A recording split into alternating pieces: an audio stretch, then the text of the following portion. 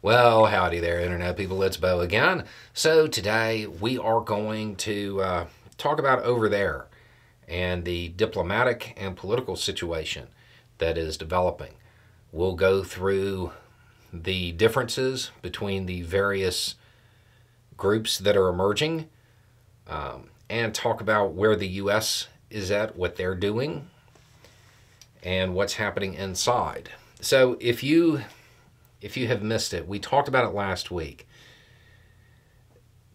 Large segments of the government in Israel at this moment, they are questioning Netanyahu, short version.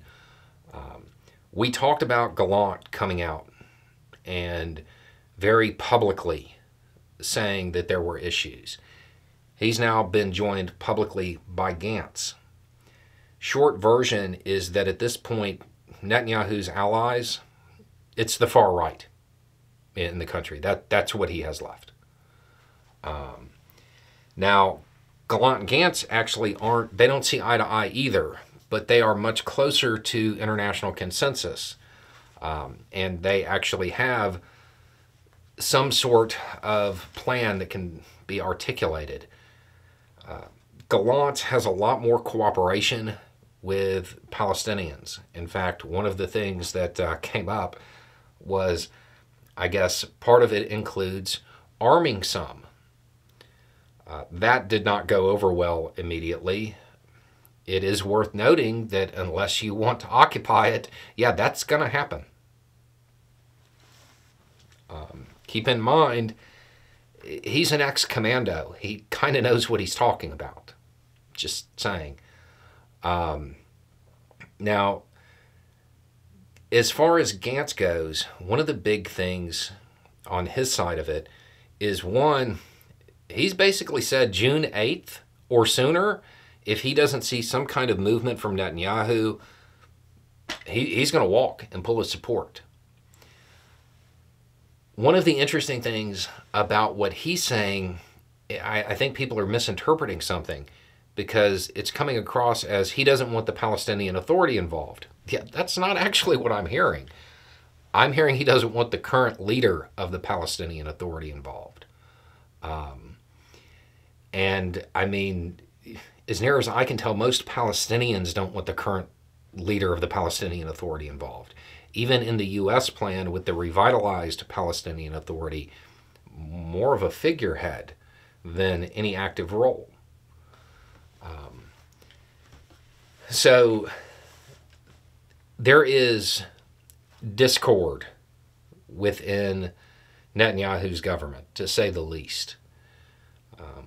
It is important to remember that the purpose of any kind of military action is not the fighting. It's supposed to be to accomplish some kind of goal. This is what we talked about in Ukraine.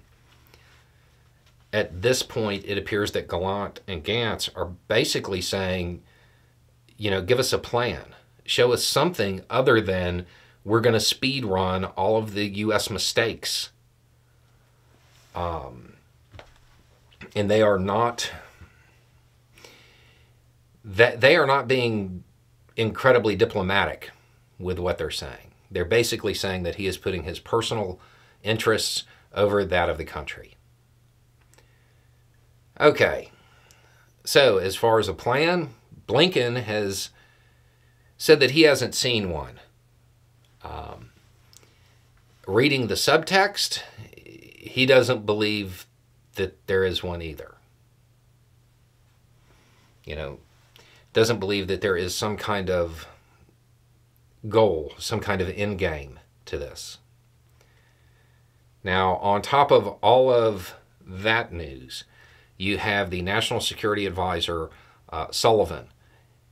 He's still working on the mega deal, the deal that gets Saudi Arabia to normalize ties with Israel, which gives Saudi Arabia a defense pact with the U.S., which also requires a Palestinian state, which is that three-point plan. The dump trucks full of cash, the regional security force, and a Palestinian state or a pathway to one. A bunch of questions about the pier.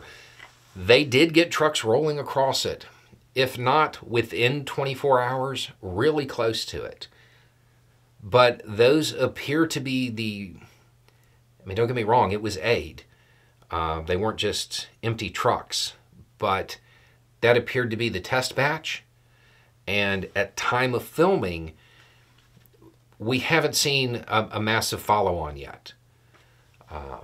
I would expect that soon, though. I would expect the trucks to actually start rolling pretty quickly now. And again, I know people are talking about the aid that went in. Yes, those trucks had aid. But that was maybe a fifth of what the base goal of that pier is. And I don't know, 10% of the large goal. So yes, aid went in. It is not the large number of trucks per day, and it's not moving in consistently based on the information I have. But that very well could change between the time I record this and the time y'all watch it. So that's a brief overview of the foreign policy situation over there. My gut tells me that if Netanyahu doesn't do something soon, I don't think Gantz is going to wait till the 8th. I'm going to be honest. There was actually speculation that he was leaving when he made the announcement about the 8th, that he was already done. So there's a lot going on when it comes to the foreign policy scene. It is worth noting that both of those that are openly criticizing Netanyahu, both of them have pretty decent ties with the West. And there might be a hope within Western circles that soon they might be dealing with somebody other than Netanyahu. Anyway, it's just a thought. Y'all have a good day.